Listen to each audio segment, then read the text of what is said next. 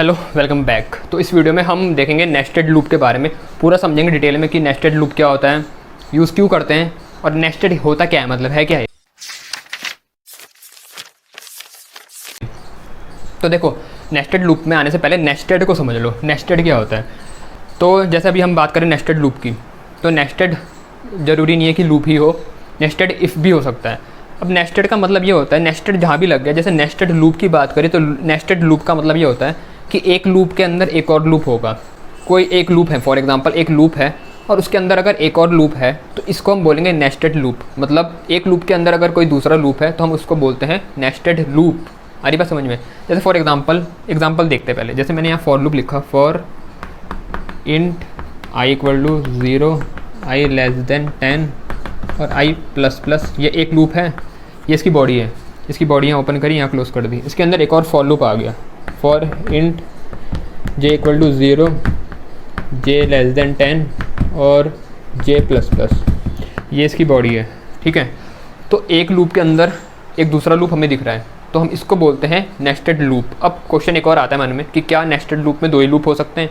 तो ऐसा बिल्कुल नहीं है, और ऐसा इसकी डेफिनेशन में कहीं बोला भी नहीं गया है। इसकी डेफिनेशन में ये बोला गया है कि जब एक लूप के अंदर कोई दूसरा लूप होता है तो हम उसको बोलते हैं नेस्टेड लूप।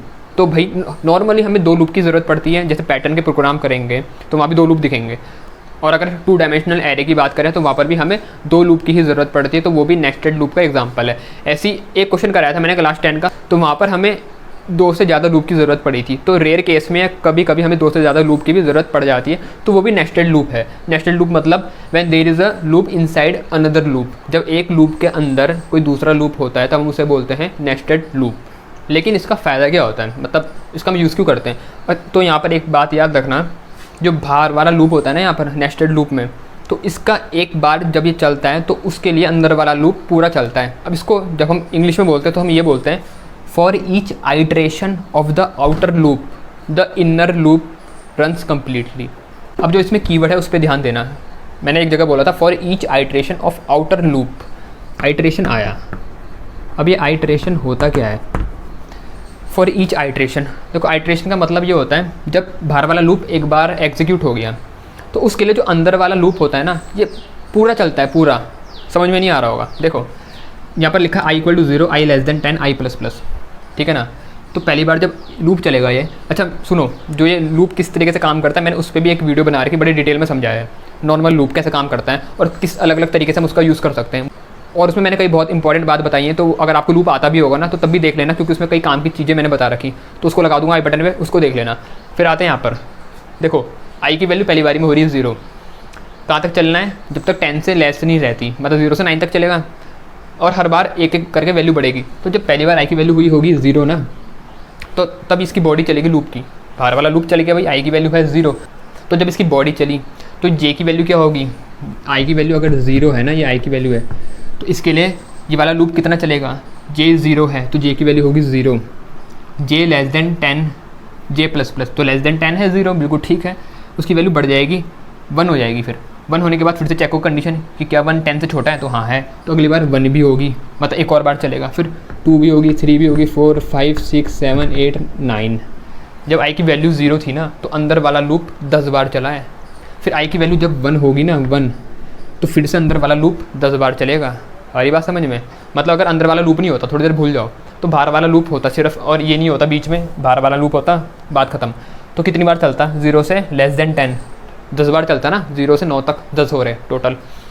अंदर एक और लूप हो गया, तो जैसे ही बाहर वाला हर एक बार चल रहा है तो अंदर वाला लूप पूरा चलता है। तो बाहर वाला एक बार चला तो आई की वैल्यू हुई जब 0, तो जे वाला 0 से लेके 9 तक चलेगा।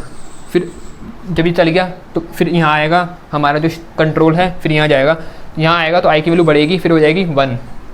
जब आई की वैल्यू हो जाएगी 1 ना, कंडीशन चेक होगी कि 1 10 से छोटा है तो होता है, 10 से छोटा होता है। उसके बाद अंदर वाला लूप फिर से चलेगा पूरा, कहाँ से? 0 से लेकर के 9 तक, 0 से लेकर के 9 तक, 9 तक मतलब 0 से 9 तक, क्योंकि लेस देन 10 है। ठीक है, ऐसी अगली बार आई की वैल्यू बढ़ेगी, 2 हो जाएगी, 2 होगी तो फिर से जे वाला जो अंदर वाला लूप है 0 से लेकर के 9 तक पूरा चलेगा। हमारी बात समझ में?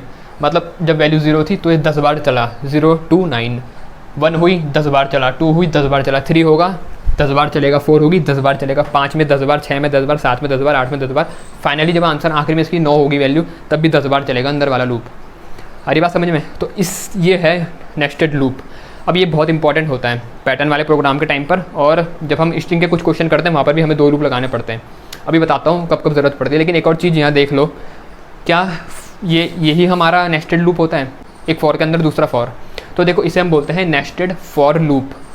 लेकिन नेस्टेड लूप का मतलब ये नहीं है कि एक फॉर के अंदर दूसरा फॉर होगा। अगर बाहर मान लो फॉर एग्जांपल यहाँ पर वाइल लूप है और उसके अंदर कोई दूसरा लूप है, मान लो यहाँ पर वाइल है और कोई कंडीशन मैंने लिख दी i लेस देन 5, इस तरीके से कंडीशन बना दी वाइल i लेस देन 5 और अंदर फॉर लूप है, तो भाई ये भी एक नेस्टेड लूप है।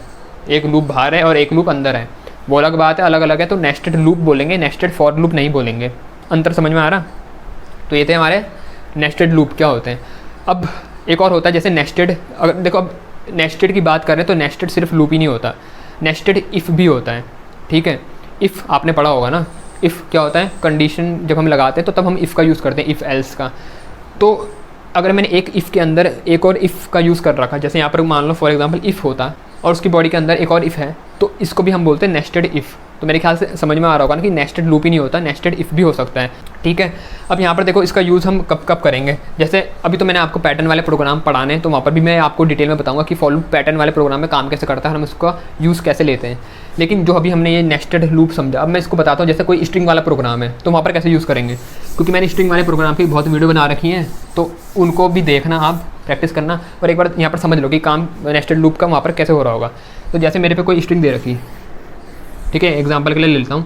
यहाँ पर लिखा है हेलो, यहाँ पर लिखा है अमन, यहाँ पर लिख देता हूँ तुषार, और यहाँ पर लिख देता हूँ रमन।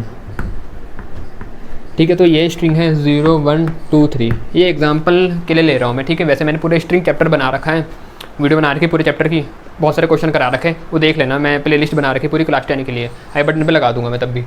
तो जैसे अभी ये है, अब मुझे अपने क्वेश्चन में कुछ ऐसा कारण है, कुछ ऐसा काम करना पड़ रहा है कि मेरे को ये जो जैसे यहाँ पर दिख रहा है तुम्हें, ये क्या है, एक वर्ड है हेलो, यहाँ पर है, अमन यहाँ है, तुषार यहाँ है, रमन यहाँ है, और ये क्या है मेरा, कि ये स्ट्रिंग है, ये एक स्ट्रिंग का एरे है। स्ट्रिंग का एरे है, उसके 0 इंडेक्स में हेलो है, 1 पे अमन है, 2 पे तुषार है, 3 पे रमन है। मुझे ये करना है, मुझे ये जो हेलो के HELLO इनको बाहर निकालना है।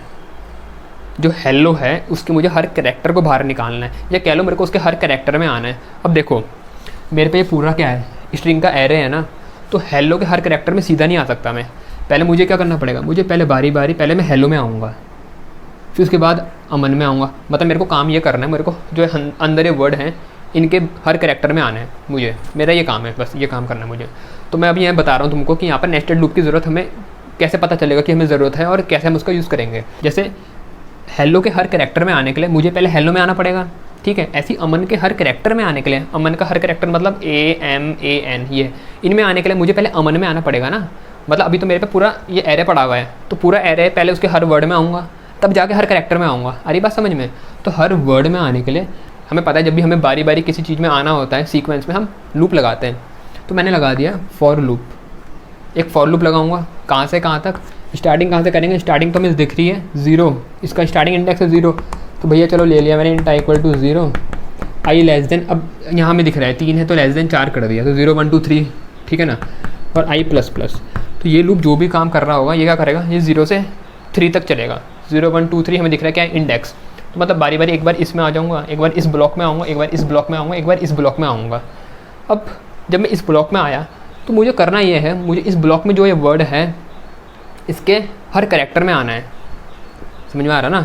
तो इसके हर कैरेक्टर में आने के लिए देखो, अब यहाँ पर मैं डिटेल में ये प्रोग्राम तो बनाऊंगा नहीं इसका, मैं बस ऊपर ऊपर से समझा रहा हूँ कि मतलब नेस्टेड लूप का किस तरीके से काम हो रहा होगा। तो जब मैं इसमें आया, पहली बार जब लूप चला तो इसमें आ गया होगा, तो एक वेरिएबल बना के हेलो को उसमें डाल दूंगा मैं, ठीक है। एक मान लो फॉर एग्जाम्पल एक वेरिएबल बना रखा था मैंने वर्ड करके, और उसमें स्ट्रिंग का नाम था s, तो s डॉट एस का ये डाल दिया मैंने 0 इंडेक्स, एस का आई इंडेक्स वाला इसमें आ गया वर्ड में, एस का आई इंडेक्स मतलब एस के 0 में। तो इसका नाम अगर मान लो एस है तो इसके 0 में आई की वैल्यू होगी 0, तो 0 में कौन है, हेलो, तो हेलो आ गया वर्ड में। अब मुझे इस हेलो के हर कैरेक्टर में आना है ना, तो अभी हेलो फिलहाल वर्ड में है, अब मेरे को इसके हर कैरेक्टर में आना है। तो भाई अब क्या करना पड़ेगा, अब हर कैरेक्टर में आऊँगा, तो जैसे अभी यहाँ पर एरे के हर डब्बे में आ रहा था बारी बारी, तो फॉर लूप लगाया था। अब इस हेलो के हर कैरेक्टर में आऊँगा तो फिर से फॉर लूप लगाऊँगा। अब ये वाला फॉर लूप क्या करेगा, देखो पहला वाला फॉर लूप क्या कर रहा था, ये इसको बाहर निकाल रहा था। तो बात समझ में आ रही, जैसे मैंने आपको बताया नेस्टेड लूप में होता क्या है, for each iteration of outer loop the inner loop runs completely, inner loop runs completely.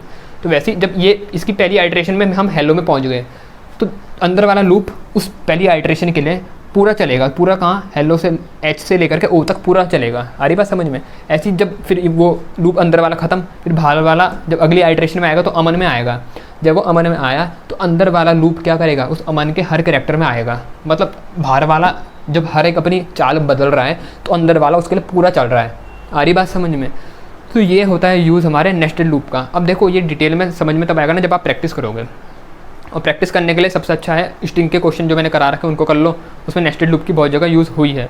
और पैटर्न वाले क्वेश्चन में लेके आऊँगा तो वहाँ भी मैं समझाऊंगा किस तरीके से पैटर्न में हमें नेस्टेड लूप का यूज़ करना है और किस तरीके से काम होता है, ठीक है। तो वहाँ पर भी आपको कॉन्सेप्ट क्लियर हो जाएगा। तो मिलते हैं उन वीडियो में, और तब तक जो बनी हुई वीडियो है उनको आप देख लेना स्ट्रिंग वाली, ठीक है। तो इस वीडियो में इतना ही था।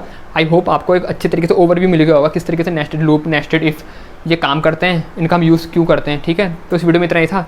जल्दी मिलता हूँ अगली वीडियो में।